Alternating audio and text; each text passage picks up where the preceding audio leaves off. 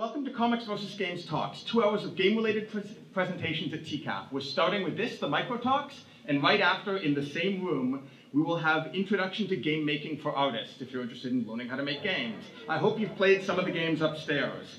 Comics vs. Games is a collaboration between TCAF and the Hand-Eye Society.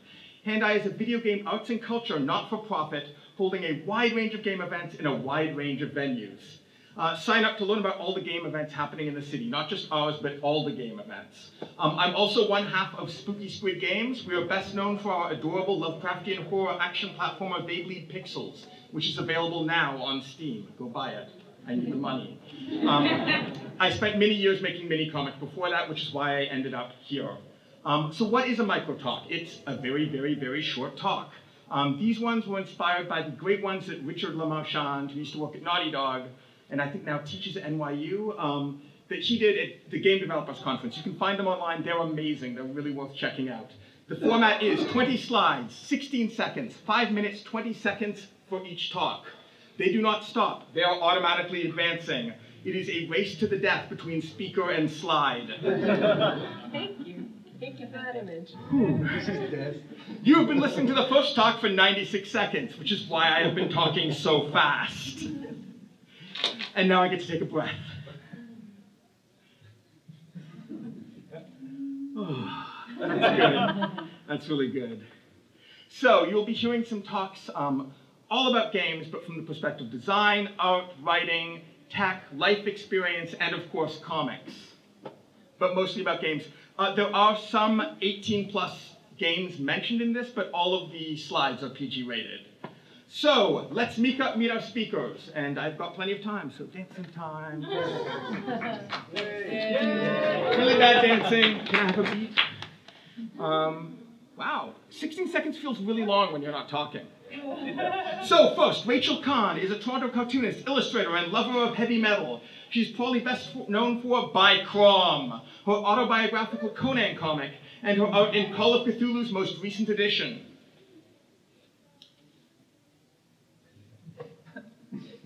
David creates art for games and comics. He is best known for his art in the webcomic A Lesson is Learned, but the Damage is Irreversible, and the video game Braid. His new Zelda-inspired graphic novel, Second Quest, is available at his table over by the stage over there. Go buy it, it's really pretty.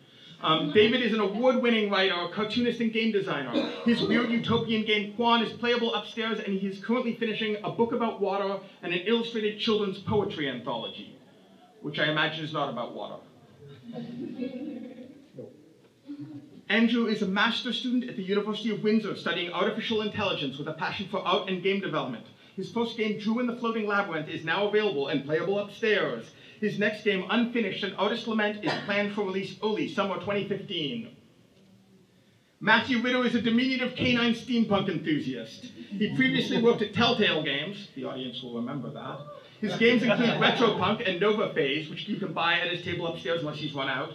His current project, Boon is an experimental graveyard sim, and is also playable upstairs.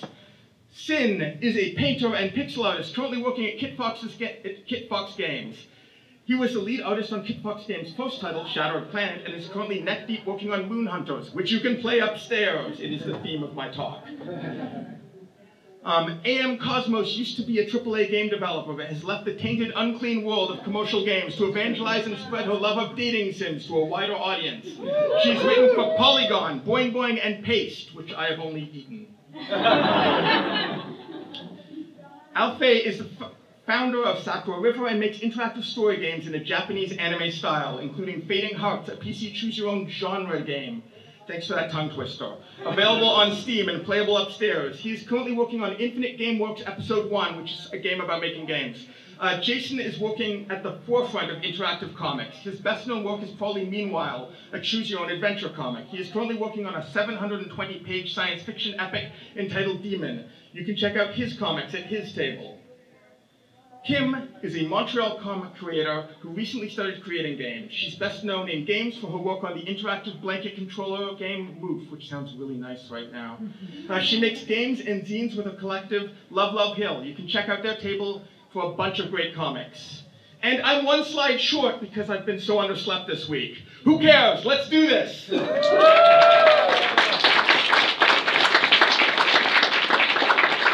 Crazy route. life. All right, I'm going to try and wrangle this and my notes. So wish me luck. Here we go. My name is Ritter. As mentioned, I do comics and I do tabletop game illustration, lots of stuff like Call of Cthulhu. Haven't worked for D&D specifically, but I'll talk about that. One of the things that I love about it is that there's a lot that's shared between comics and tabletop illustration. I love storytelling. Comics, I've discovered, is also pretty into D&D. There are some pretty cool trends going on where people are using language, like RPG language, to talk about things. And they are making inventory books that are storytelling from a collection of props. It's really neat. So they have a lot in common, but I want to talk about a few things that comics and tabletop game illustration can teach each other. So comics is diverse, we're here, we know that. Tabletop games are pretty diverse, so to talk about that, I'm not going to show too much art from D&D and Pathfinder. So the first thing that's going on is dynamics. Comics play a lot more with dynamics than tabletop game art does. I don't know if you can see it from the slide, but RPGs is pretty turned to 11 all the time in the art, whereas comics are better quiet moments and helping you get into character. The intensity, I think, is supposed to make you want to play the intense game, but often the interior art can feel as intense as the cover should, and it doesn't have to. It can have more functions than, holy crap, look at this thing. Though I totally understand that that's a pretty crazy thing up there. Now, pacing is one of those things that comics has a whole language of. So RPG art, on the other hand, is often like a curated collage of images and moments, and they sort of overlap, or they don't relate, or they're just a bunch of cool character pinups, but not necessarily storytelling.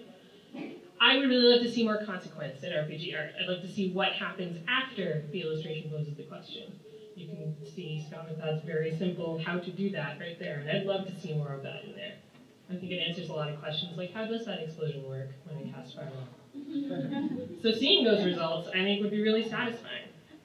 I think that it tells you a lot more about the mechanics of the game, it teaches you a little bit more about what you're doing in the game, and it opens up a lot more story opportunities when you're looking at the art before you play the game.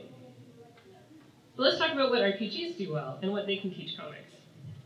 Obviously, I love RPGs a lot, and I looked at a lot of their art, and I'm going to assume that you haven't necessarily looked at quite as much as I have, so bear with me here.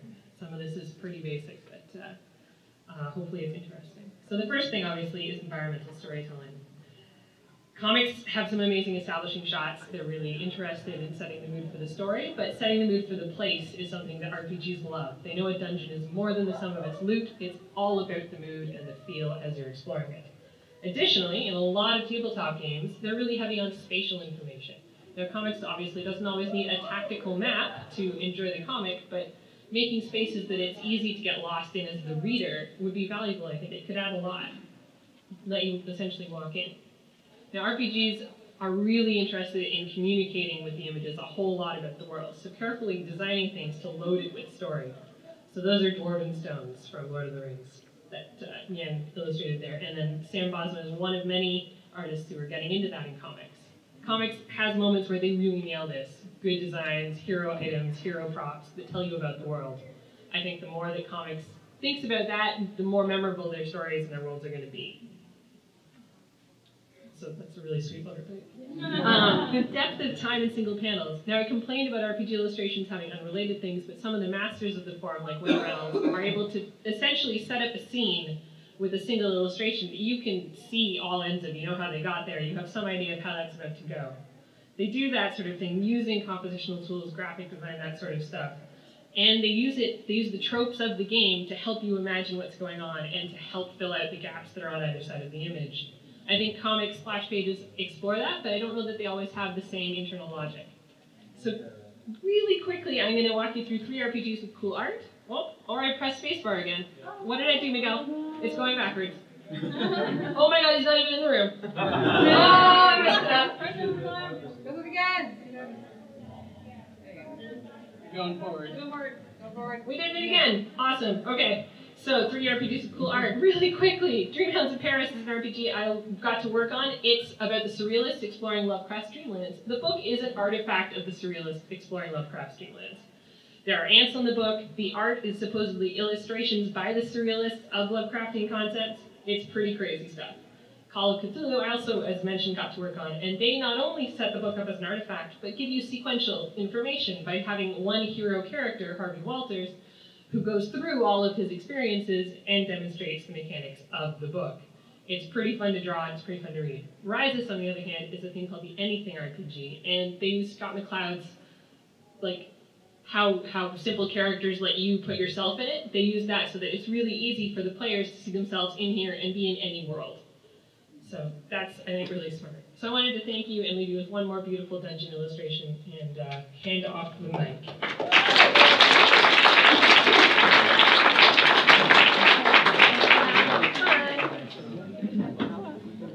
Hello. Okay. Hit space when you're ready. I'm not going to be ready in the next 10 minutes, but I'm just going to hit space now. Good plan. Watch it. Okay. In 2012, writer Tevis Thompson and I announced we were working on a graphic novel expressing our complaints about the decline of the Legend of Zelda video game series, especially the last one, Skyward Sword. And that's our cover on the right side, and that's Skyward Sword on the left side. This was an extension of Tevis's essay, Saving Zelda, which criticized Zelda games for betraying their roots as dangerous open-ended adventures in untamed lands and becoming domesticated, streamlined amusement parks. Our goal was to embody that critique in a narrative form, a story expressing our frustrations with the missing sense of adventure and freedom. One particular question that came up a few times from different people is, if you're criticizing Skyward Sword for being too linear, why are you making a comic? And I want to reply to this question, and I think 5 minutes, 20 seconds is about all I need. I want to take the question seriously, but I first want to acknowledge the simplifications inherent here. Obviously, not all comics are linear. You know, a lot of comics explicitly play with non-linear formats, but in fact, all comics are less linear than, say, film, because all the moments on the page coexist for you to roam between, whereas in film, time is advancing continuously and evenly by mechanism. And linearity is only one complaint we made against the Zelda games. We also talked to our Tevis, and then subsequently in our graphic novel, we dealt with issues of superficial lock and key gating structures, overtly telegraphed non-secrets, helicopter parenting sidekicks, and a narrative template that repetitively confines Zelda to a damsel role, but linearity is easy to refer to and emblematic. What does this question mean? How do I understand this question? A few angles. One option is maybe people just like irony and being clever. Maybe people think that, like Gene Hackman in this movie, we're being sort of smug assholes who just want to criticize. Another interpretation is maybe people think we ought to fix the problem by being very practical. If not to mod Skyward Sword and change it into a different game, then to demonstrate a solution at least. In fact, some people ask us, why don't you just make a game? Of course, comics are not games, and I think the most interesting kind of interpretation of the question I thought of is, how can we express this complaint in a medium that's fundamentally different? Maybe comics are not up to the task of addressing the concerns of video games because they're an interactive medium. And player agency, freedom to wander, make choices, and change how the story goes is clearly all video game stuff. And now I have the luxury of answering the question according to the ways I've chosen to interpret it. First, the notion that we're just smug critics who are less reflective about our own work than others' work when there's an opportunity to criticize. It is possible we're just full of ourselves or have some perverse drive to dismantle and bury things that are giving other people enjoyment, and I won't, it's not true though. The other option is, so why don't we fix the problem? And honestly, we weren't even trying to fix the problem. We were doing something more basic than that, which was first assert that there was a problem at all. When Tevis wrote Saving Zelda, it was controversial, but in the time since it's become much more widely acknowledged that the Zelda series is in decline in this way. The other thing was to redeem a bad experience, to use art to redeem a frustrating experience that we had with this game. And I think that process of translation from one experience to another format is kind of what art is all about in a way, and it can be illuminating. So a mistake in one medium, though, is of course not a mistake in another.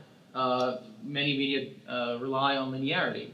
The Zelda games are not like that. Why was linearity a problem in Skyward Sword in Skyward Sword and Twilight Princess and other Zelda games? Because it betrayed the premise of the scenario, which is being a hero in a big dangerous world, and in some instances even betrayed the essence of video game-ness, of interactivity, by artificially controlling progression and suspending the truthful operation of the system as presented in order to prioritize some presentational or narrative element. So the danger for us was not making the same mistake, I think, but making an equivalent mistake in our own medium. Maybe an equivalent error would have been slides. If we'd aimed to dazzle readers with spectacle, soothe them with familiar, reassuring tropes and sentiments, and failed to follow through convincingly the dramatic stakes we'd established, sort of like this movie, maybe. Whatever the flaws of Second Quest are, I don't think we've made those particular missteps. Our aim was to consider Skyward Sword's story and the Zelda mythology more broadly and follow things through more than they usually are. We ask questions like, where is Zelda's mother? We often see her father, the king, but why is her mother never mentioned? We wanted to take the premise of Skyward Sword seriously, and the story involves a girl inducted into a cult, losing her individuality, becoming a passive participant in an esteemed history. We wanted to take that seriously, but imbue our character with our own mentality, so she kind of becomes a surrogate and can challenge those conventions and enact her own will within the story. Our characters live in a world with no real danger. The familiar gameplay mechanics of Zelda games are presented as indoctrinating rituals. So Second Quest is really a project with many strange and disparate influences. I won't go into all of them now, but I think when you simmer all these things together into the same stew, you produce something that sort of has a particularly unique flavor. Unlike this talk, it's also a story that stands on its own. Thank you. Oh, this is intimidating. I have a terrible accent, I'm sorry. I'm French, I was born like that. Alright, let me clarify that obscure, pretentious title. Paideia is freeform play, a joyous activity reveling in wonder and chaos. Soul is this tiny space of possible curved inside you and not exhausted by practical intelligence. I've always asked myself what kind of games a soul would play if she was able to. I always thought... Sorry? Speak up loud. Oh, sorry. I always thought she would channel her unseen awesome powers to wave her hands into trance-like inspirational mysteries. Mysteries are emergent paradoxes, bundles of improvisation and vision, a cohesive mess of a straight sequence, slowly crafting harmony out of chaos. It is cosmos. Try it when you wake up. It will change your sleep. I first became aware of the power of mysteries when I decided to dedicate my life to the exploration of the shores of dreams, when the pure storytelling threatened to collapse into the madness of an abstract, fragmented anti-narrative. History of art etiquette has made a very good job of separating our appetite for fluid secrets from the structural mythological process. But between art, brut, and fantasy lies a vast uncharted territory, a spectrum of infinite scale. These challenging frontiers are very porous. Learning to pay attention to the space in between unveil new patterns, ghosts of narrative, structuring a disappearing order, a dream about remembering a half-remembered dream. We always teach dreams are sequences when we wake up, but to experience them as they happen requires a conscious training, a dedicated observation of a phenomenon. We create ordered windows. Oops. Shifting from landscape to dreamscape is the first step toward articulating a balanced experience of a playfulness of the invisible.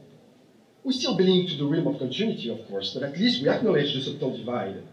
Becoming discrete, dwelling in that space in between where silence gives birth to the impossible, requires a different kind of shift, a descent into our bowels, where the intimate dissolves into the space between two panels. We are made of empty spaces next to empty spaces. Their rhythm are the fabric of an empathic dance, a connection to the despair of being conscious, the playfulness of love, life, and reason.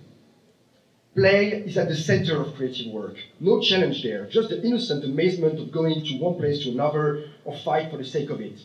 Play is not a reference, it is a creative source. Question, how can sequential art be the vector of this unseen force asking for release? Structure is time. How do we time the invisible? I started to turn to games for a way to reframe my approach, following a hunch. But it was put down by the tyranny of gameplay. As if hands and art were not sufficient enough to enjoy the contemplation of a pixel sunset. The way out of this was to go back to my roots as a cartoonist. This silent happiness.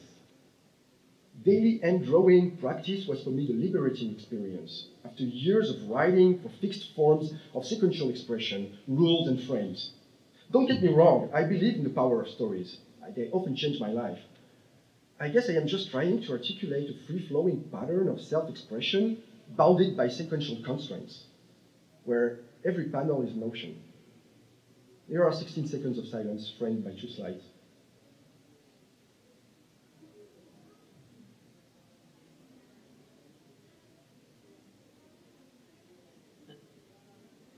Putting silence in motion in the structural integrity of the page is not a line, not a circle, it's a spiral. It's fragile, given as a gift to be opened and ripped by different ends. Games might not be the best tool to tell stories, but they are wonderful spaces to allow new form of expressive arts. This is what we are attempting in our game Kwaan. Players contributing to an emergent, non-structured collective myth. Here. You can see the panel here. This is all handcrafted. Player drawing flowers, branches, trees, finding spaces to breathe, motivating players to use that joyous freedom of the self to express itself with pixels, then maybe line and silence.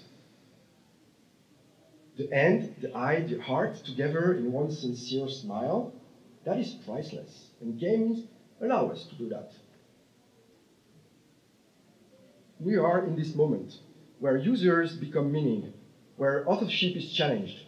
It is our responsibility to reclaim fluidity. We are of water and of the gone water. Thank you.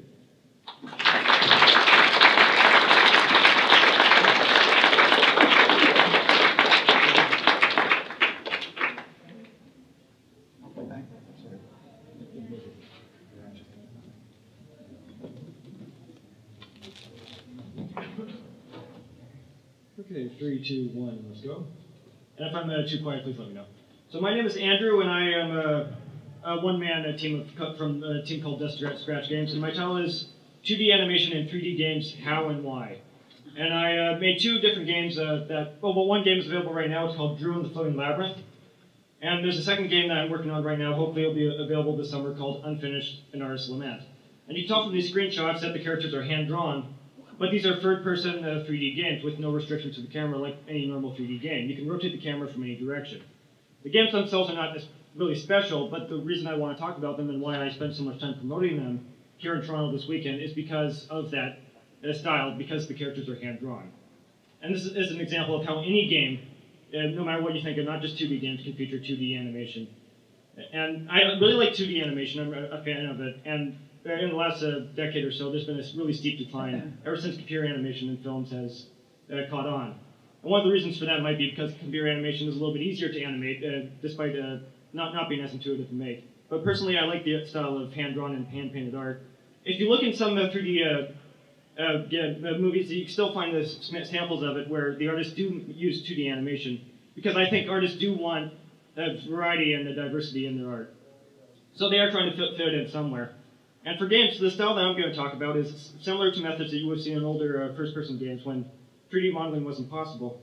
And more recently, some games still try it today in a similar way. Garden Arium is also available upstairs. And they have a really cool style where you can rotate the camera in one direction. But I'm talking about rotating the camera in all directions, up, down, left, and right. And I like to call this 3D cell animation because cell suggests flat, but I'm going to put those flat surfaces in the 3D space. And for the record, I used Unity 3D to make this, but you could use any game engine, I think. So to start, you would have a 3D object that represents your character, and I just put flat perspective planes around it. That would represent a perspective of the character, depending on how you're looking at it. I think for my games, I use about 24 perspective planes around the character. And after that, you want to tell what plane should be visible at any given time. There's a simple way to do that. If you draw a line from the camera to the center of the character, whatever plane is closest that's intersecting in that line, that's the one you make visible. And that's it.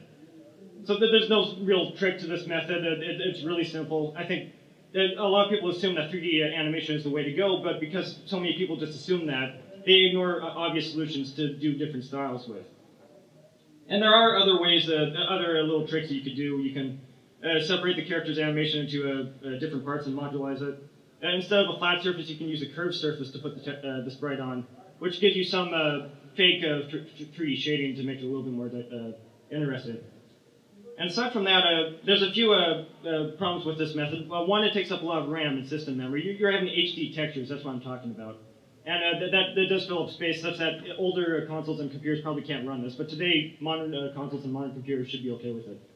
And additionally, when I'm talking about hand drawing every frame, there's no trick or magic about hand drawing everything, so it takes a lot of time to do. And I haven't done this yet, too much yet, other than what you see here. But one other way to go is maybe applying this method of perspective planes around different parts of the skeleton. That would probably save a lot of work for the animation part. And additionally, there's extra work you can see from other projects. There's a Japanese game called Time of Eternity. There's a sprite shader called Sprite Lamp from an indie developer in Australia. And there's a new Japanese tool called Live 2D Euclid, which is doing something similar to me, but it's not released yet. And there's a whole bunch of research that you can look up for non-photorealistic rendering that also tries other methods to also use 2D art in 3D spaces. We have top men and women working on this right now. But the problem is that you probably haven't heard of any of this, because no one is using it. That's the problem. It's really up to the artists, not just the scientists and the innovators. We need artists to use this stuff and find ways to practically show it off to people, to have people understand it and realize the potential of it. So I'm talking about innovation, not just the style that you want to create, but think of brand new ways to make that style. Because you shouldn't just assume that 3D animation is the only way to do it. Maybe you don't want to assume that 2D animation is the only one way to do it. There's a whole bunch of different ways that you could do things, and some that just don't exist yet. I don't want comics versus games, which is what our section is called. I want comics in games. I want games that look exactly like comics, exactly like what you buy here in books. I want to be able to play any 3D game that I want that looks exactly like that. And I'm not a professional artist. I'm a university student who studies artificial intelligence. I'm doing this for fun. So if I can do this, imagine what you people are comic artists, comic fans, some of you are animators, game designers, some of you can make some fantastic stuff using this method or other methods that maybe are in the back of your head that you don't know about yet. And sometimes if one method isn't the right way, try putting everything you don't know aside and start from scratch. And that's my motto. Thank you.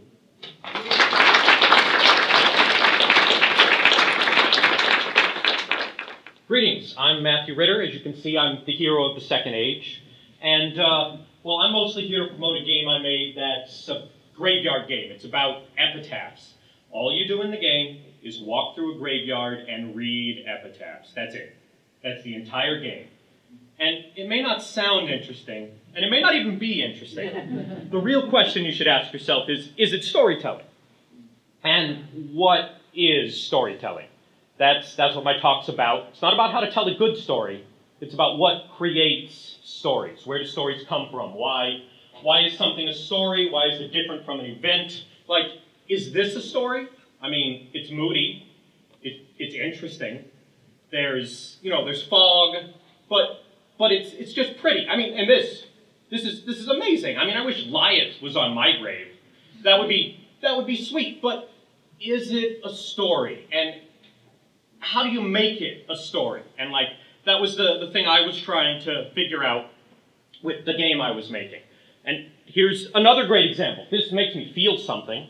This makes me feel something in my heart. I mean, it's sad, it's poignant. But is emotion a story? Or, I mean, like, you can look at all kinds of art, and art is not always a story. Like, is this a story? It's hilarious. I mean, this is great. I wish I came up with this. It's a wonderful version of a line, but how does this become a story? How do you take a joke and turn it into a narrative? So I would say you do this. You have the grave, it says, "I'll be back," and then you have a hand bursting up from the grave. That becomes a story. That becomes a narrative now.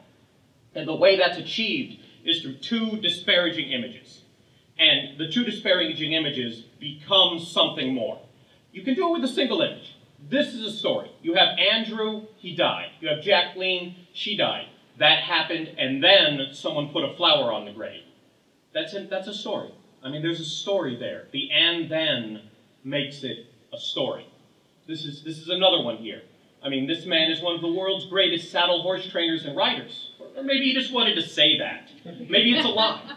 And maybe the fact that I think it's a lie has made it into a story. Why would he lie? You get disparaging images within itself. And that's where stories come from. Stories don't come from single events. I'm in an earthquake isn't a story. You're in an earthquake. I'm in an earthquake and then I almost died. That's a story. More simply, a man walks down the street. Is a man walking down the street. I'm talking to you guys. That's what that is. But if a man walks down the street and then he dies, that's a story. And then he dies, and that's actually every story. That's the human condition right there. And then you die. That's how all of our stories end. That's where every story is going. And that's where I was going for in Boon. And it doesn't have to be straightforward. This is Maggie, Squeaky, and Wow, they're pets. But is the story of these graves about the pets? About the people who own the graves? Is it about the people who made the graves? Like, stories don't have to be straight. It's a bear. Okay, all right, that slide was in there on purpose. A man goes into the woods, and he's cooking honey, because honey is delicious. And it smells fabulous, and of course, a bear comes out of the woods, and then he dies. And then the bear killed his whole family. The bear hunted his family down, years apart. And that's storytelling, because with those two images, I'm suggesting that a bear has become a serial killer. Right? I mean, and that's what storytelling is. Storytelling is a trick of the brain. It's because we needed to hunt deer, and it lets us track deer, because we see the little tracks and we figure out the deer is going. Or it lets a cop figure out what happened in a murder case, and it lets me suggest that a bear is a serial killer. And that's how you tell the story. You make sure that there's two separate things, and that you can make some kind of connection between them. It can be in a single image, it can be in a gravestone, it can be between two comic panels, it can be between frames in a movie. It's called, movies refer to it as the Soviet theory of montage, not like Rocky montage where he beats up a Soviet. That's different. That's entirely different. Oh, that's the future of all of us. But yeah, the theory of montage is, some people consider it to be why movies are special, because you can show all these different images and they make different ideas. I would say that's not what makes movies special. That's just all stories. I mean, that's just where all stories come from these separate images. So you ask yourself this. Ask yourself what your different images are, what your different ideas are, and what's the space between them. Thank you.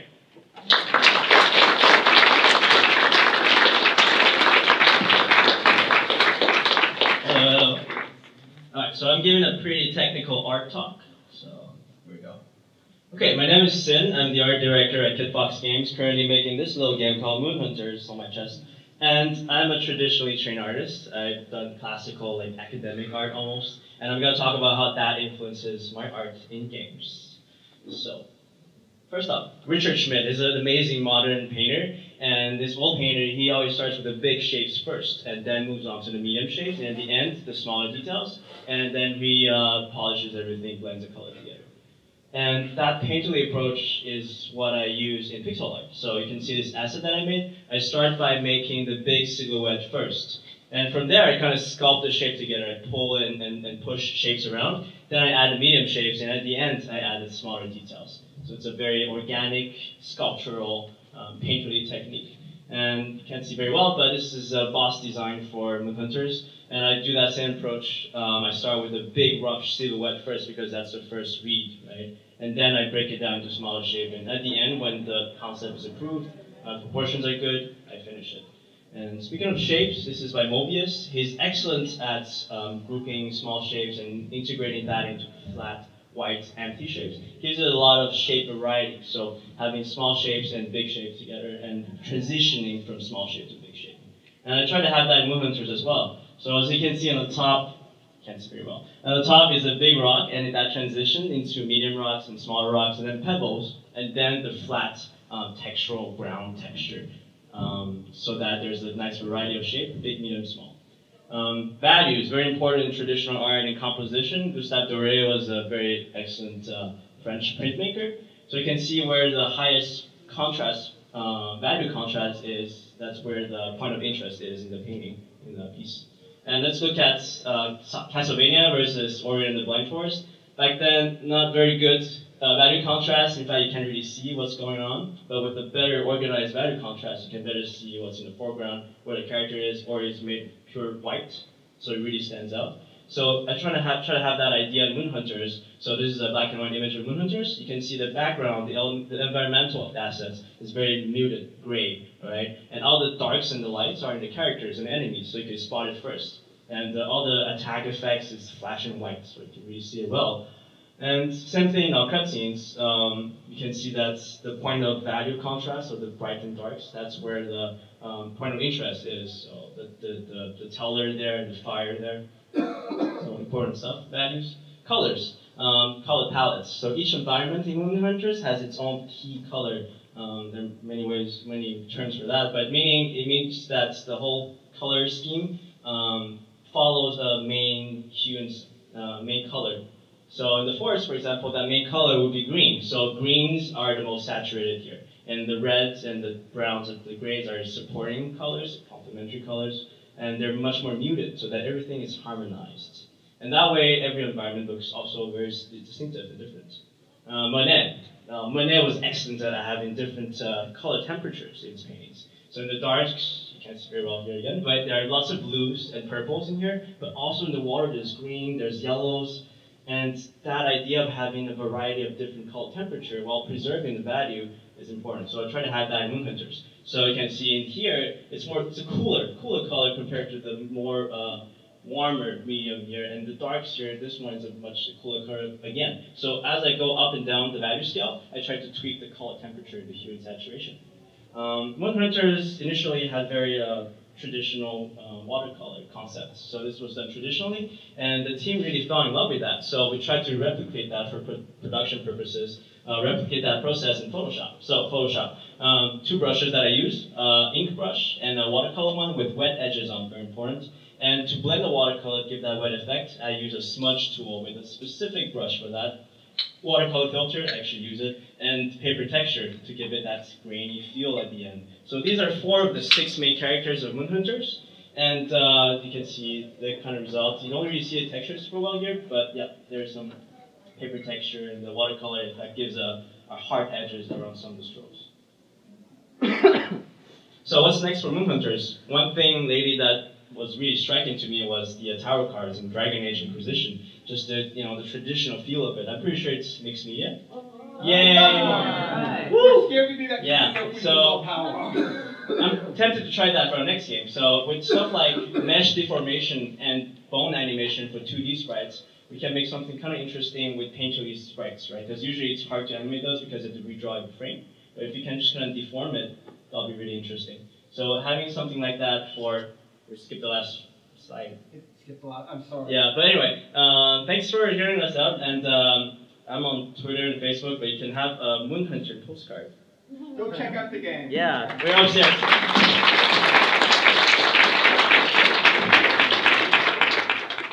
Okay, I'm Amanda, and I'm here to tell you about dating sims, particularly ones of the Japanese otome variety, which are aimed at women. Can we leave the light up when you show your slides? Really You want to leave it off? because we can see better. Oh, that's great. Yeah, And you can't see me. This is nice for me. So you can't see my shirt. Okay, I first started getting into romance systems and games through BioWare, like a lot of people. I talked to a lot of my indie friends, and they all fall in love with the characters in BioWare, and they're like, I want more of this. And that unfortunately doesn't really exist in the English, in English systems. Alistair was the one that I fell in love with. First, he was kind of a bit of a try-hard, but he charmed me. And then he broke my heart. And I told the writer that, and he said he drank my tears like a hummingbird. It was just very, very dramatic. So I was like, fine, BioWare, I'm going to go play this new dating game that's coming out in English, Hakuoki. It was probably one of the first ones that came out in English in a long while. And I started playing it, and I got a little disappointed because unlike the BioWare dialogue trees, it was more choose-your-own-adventure style select an option and build through the game. I'm sorry, I picked that one. And at first that was disappointing, but I wanted to delve into the genre and see what else it had to offer me, but there wasn't much in English, so I started going to Japanese bookstores and getting magazines. As you can see, this is a huge magazine. This is a monthly magazine just for dating sims for girls in Japan. You can look at it later if you want. And so I saw a plethora of these games, and I started delving into Tumblr too, which are they're a very healthy fandom. They've been doing a lot of fan translations and just trying to get the word out there in the best way that they can, all for free, because a lot of English companies haven't really committed to bringing these games out in English. There's one patch that they brought out on Tumblr that got very, very popular for a game, an 18+ game, Dramatical Murder. And I played this, and it was kind of mind-blowing to me, because it kind of taught me how I was expected to play these games. You do the first 4 routes, and you go through it, and then ultimately unlocks the final route, and you sort of get the whole story through these different quantum narratives. And I was like, oh, that's why these games are fun. I'm supposed to like dissect the game and get the story out of it. It's not supposed to be like Dragon Age. And a lot of people sort of get this perception of these games from the Persona series, where they do the social links in the same manner, where you sort of choose your options and you go through and it's got the meta narrative where it's the persona, so you're kind of expected to be agreeable. But most people get really irritated with that, at least in the West, because they're sort of expecting the Bioware, I'm role-playing a character, I'm going to be Renegade or Paragon, and that gets, they want to roleplay, but the games are not expecting that of you, at least Japanese style. They're expecting you to, they're quizzing you on how well you know the characters and tropes. Like, that's what the game's expecting of you. And so if you answer in your heart of hearts, you're probably not going to get a good ending because the character's expecting you to treat them in a certain manner. And a lot of games do subvert that. Like, there's a scene in Sweet Fuse, which came out in English recently, where one of the guys says something like, super sexist. And you might expect, like, oh, I guess I just grit my teeth and say yes.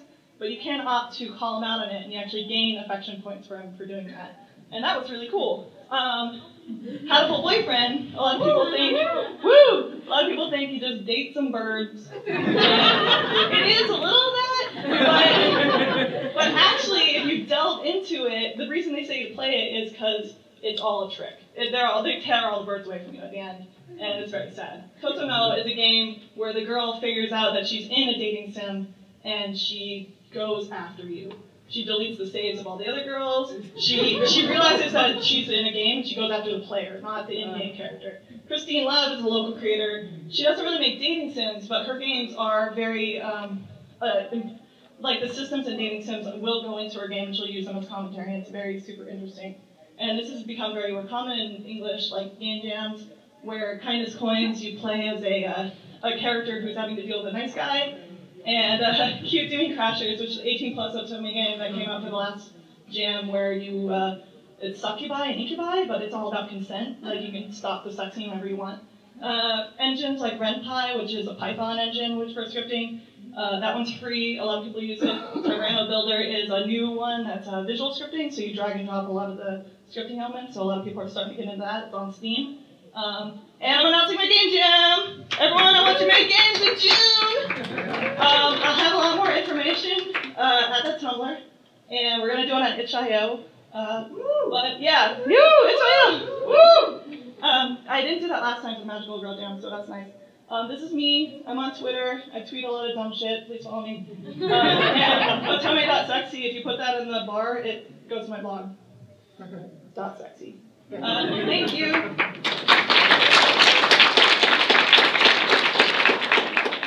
Hello, I'm Alfe Clemencio, and I am the president of Sakura River Interactive, an independent game dev studio, and I'm going to tell you about my childhood making book reports on Choose Your Own Adventures, which is really interesting because it's an interactive medium that's analog, and we're so used to it being fiction. However, there's several issues that came up when I was, talking to my I was writing. It's like, and I'll be exploring that right now in the next few slides. And here's the format: my excuse to teacher on writing the book report on the Choose Your Own Adventure, and then how it came back to haunt me like decades later about reviews of interactive storytelling because it's not linear. We're so used to reviewing that stuff.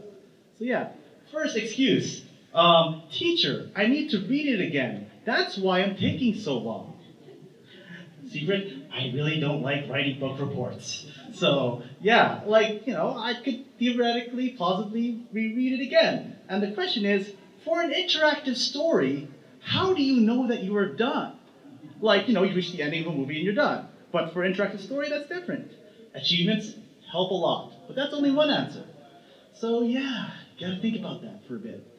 Next excuse. Teacher, the quantity of my book reports are only 10% of my classmates, but all 10% are of high quality. I did actually read the book several times because, oh gosh, I need to get through all of it, right? So, if only 10% of people who play a game actually finish it, how does the other 90% know they made a difference? Is the illusion of choice that hard to create if only 10% actually finish, right?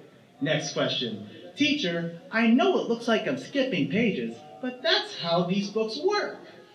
Like, I actually do skip the parts that I've already seen or read because I already know what's going on. So, yeah, it's got a lot of explaining to do. Now, if skipping text in visual novels is standard, why do other choice-centric games not have this feature? I mean, when you skip text that you've already read, then you get to explore the different changes that you made. Oh, okay. Next question.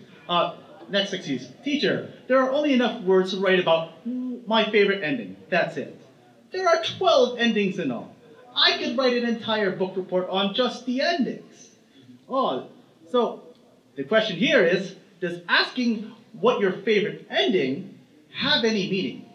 Like, if for some reason it feels weird to ask that about an interactive story, then does that mean you actually made a difference? Teacher, of course our book reports talk about different stories. We chose different adventures after all. Like, they joined the Apple Clan, and I joined Team Orange. And, I can't compare the two. So, yeah, the question here is there any guarantee that what the reviewer experienced is what I am going to experience? They made some choices, I made some different choices. I hope the answer isn't yes at first, but it does get the same, become the same later on. And now we completely break the analogy that I've been going on for this entire time. An example that would be possible for the analog medium. And here we go for several seconds. Teacher, when I bought the book, it randomized the personalities and made it permanent for that book. That's why my book report is different than the other book report on the same book. Or is it the same book? Now, the other question is, how do you review an interactive story that permanently locks in a randomly selected set of personalities? Like, how do you review that? What if one combination of personalities that's randomly generated is good and the other one is bad? But yeah, no way that an actual video game company would do that. It has lots of money and make promotional material for and put up a promotional video. And you can see where I'm leading up to. And someone stole my thunder on this one. It's this one. Per install, the characters are slightly different. It is unbelievably meta. Your save files get erased with artistic merits. And the look and feel get changed permanently after one of the endings. And all of this innovation in new media is happening in an 18+ game. Analog or digital, these questions and more is something you need to ask when you're entering the interactive media space. Like when you're looking at the reviews and how people talk about it. Now we have new rules. So, welcome to the new age of media. Some old tricks still apply. Thank you, everybody.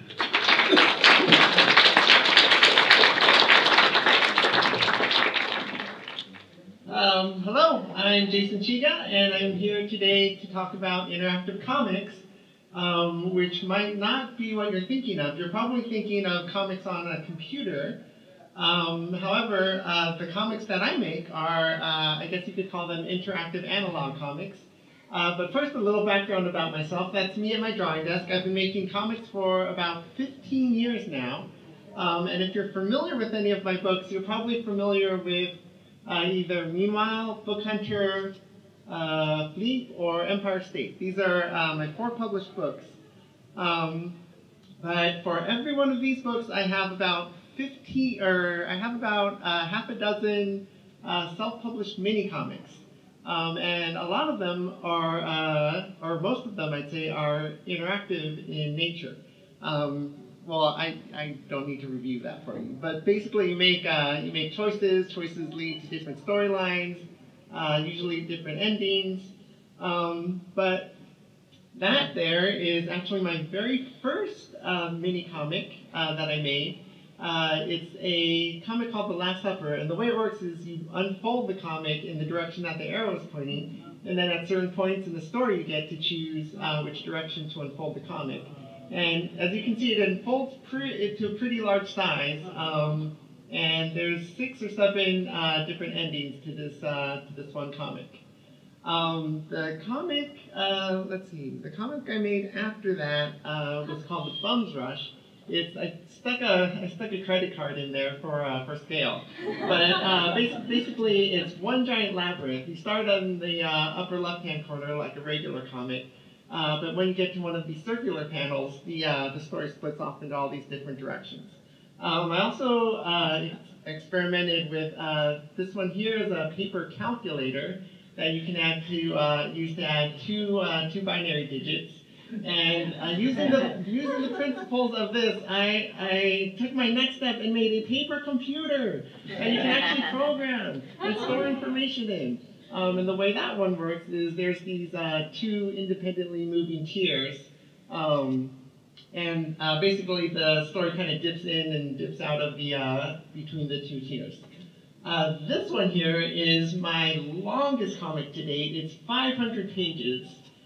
Which is sort of the maximum that the binding at my comic store could take. But the basic idea behind this one is at the end of every page you get to make 16 different choices. And that will lead you to another page where you get to make 16 more. And if you're wondering why I don't run out of pages, it's because after 3 choices, a crazed gunman bursts through the door and shoots you in the neck. This is another one of my interactive experiments. The tricky one about this is trying to figure out how to get these maze shapes into book form.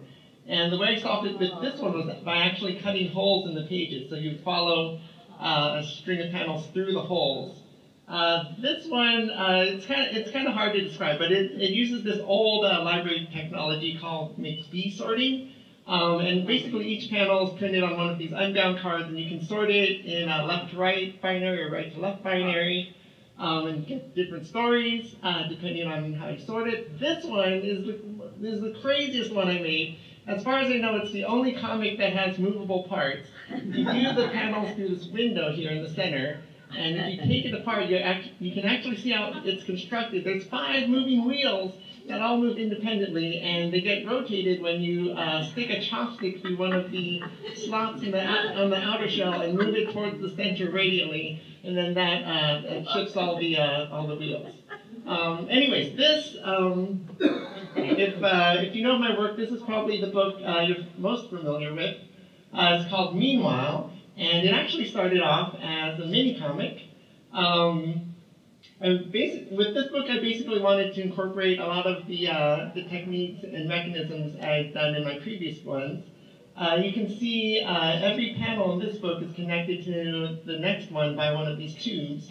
And then sometimes the tubes split off, or they lead off the page onto a tab of another page. And if you're curious how I made and designed all these books, the answer is flowcharts. You can see series of slowly refined flowcharts for these books. Anyways, at one point I basically took all the panels from Meanwhile and blew it up into this one giant 5-foot by 5-foot poster. Again, I wish I'd stuck my credit card in there for scale or something. But yeah, you have to believe me, it's 5 feet by 5 feet. Anyways, after 10 years of self-publishing that book, it finally got picked up by a publisher, and that's the finished result, which I'm very proud of. But anyways, I'm out of time. But I've been experimenting with flexicons recently, so come by my table and check out my stuff.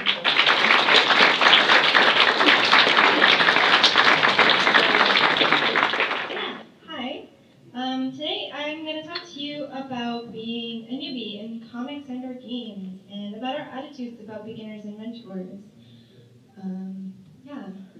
This is done with James.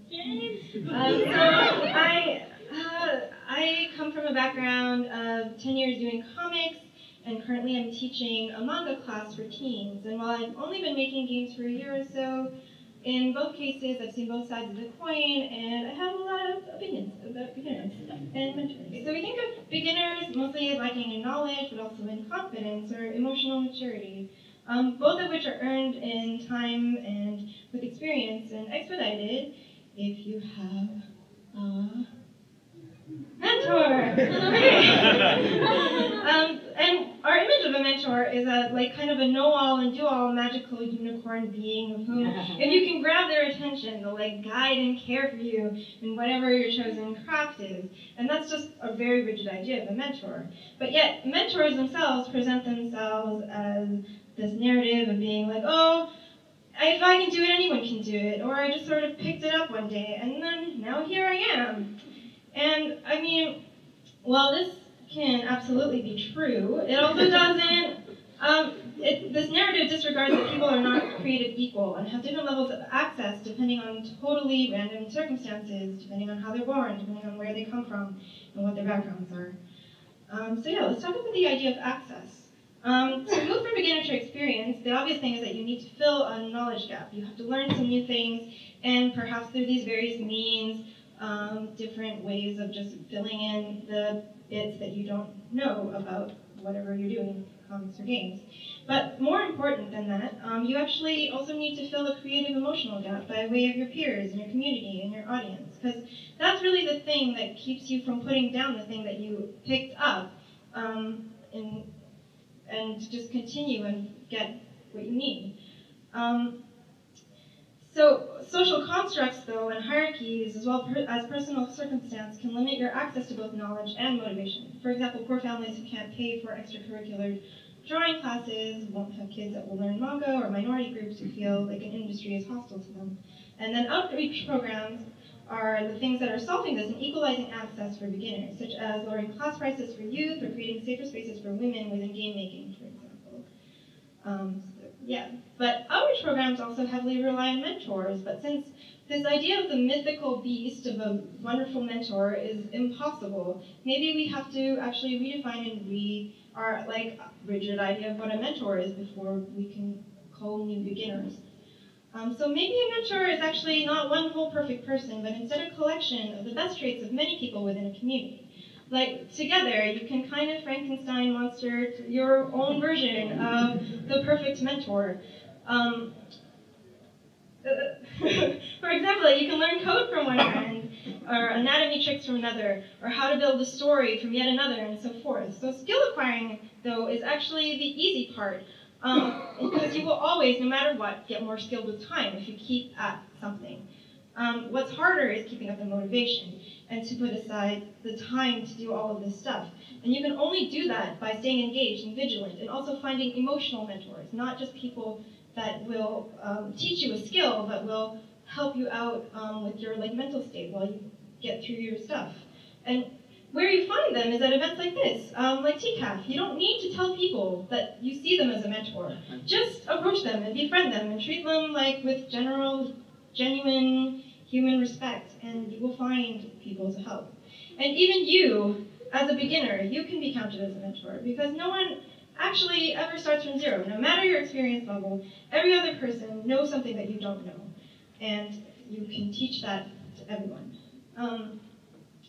And there's even a beginner's advantage, because you have to creatively work around your knowledge gaps and sometimes your varied experiences from other parts of your life, detours you into something completely cool and new that someone experienced would have never gone and found. And there's also, beginners are unbiased and creating without reference, so with little awareness for when they make mistakes. And combined with extra enthusiasm and a thirst to improve quickly, these results can be very refreshing. So yeah, have confidence.